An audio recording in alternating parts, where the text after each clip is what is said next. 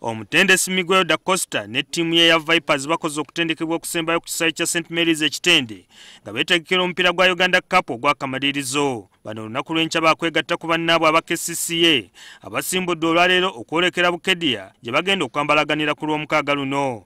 Omutendesi Mike Mutebi atubuulidde nti yeesunga omupiira omulungi okuva eri ttiimu zombi. Ttiimu zino bbiri mu kulaba kwaffe zeesinga okusamba omupiira omulungi, zeesinga abasambi abalungi.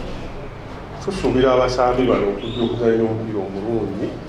Kawulidde isefayiro nga bagezaako okulaga owa omupiira gwa Uganda gye gutuuse, kubanga bwe tugamba nti ze ttiimu zaffe ezisinga obulungi kyebalaga wali kyetubasuubira okulaga nga bagenzewa wali ku kontinenti.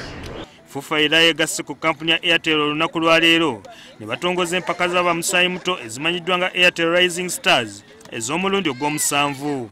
Empaka zino za kutandika nga 13 omwezi ogujja ziggwe mu gw'omunaana. Abazannyi n'abatendesi bagamba nti empaka zino bazeesunze bya nsusso. Omwaka guno nzeesungira ddala kuba mpulira nga nandyagadde ntambuleko ng'endeko ebweru nga bayise national team ejja okukiikirira Uganda, kubanga kyenzikiririzaamu nti eno tournament ezannyibwa ne wabweru w'eggwanga si wano wokawuka, so kyendabira ddala nti nnyinza okufuna omukisa okugenda mu nsi endala. Omupiira gutandikira wansi ddala gye tuyita grassroot football, ate bw'otunuulira Airtel Rising Stars omusinje gwayo guli ku grassroot wansi ddala. Kyova olaba nti abaana abazze basambira mu Airtel Rising Stars eno abamu basukkulumye ne batuuka ne ku mutindo gwa national team.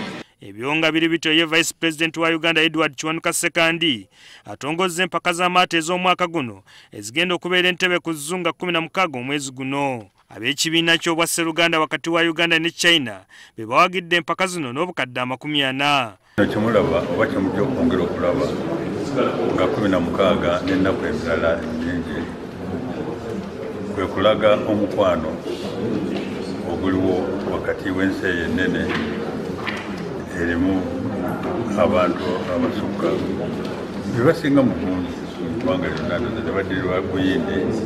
Kuba guno muzannyo gw'Abachina, maato g'Abachina, naye ekisanyusa Abachina kwe kuba nti bannayuganda kati ffe twakikulemberamu okuba nti tukiteekamu amaanyi ng'ekyagendererwa mu kyo kwe kugatta enkolagana y'Abannayuganda n'Abachina naddala abali mu bizinesi. Sam Mpoza, NTV Akawungezi.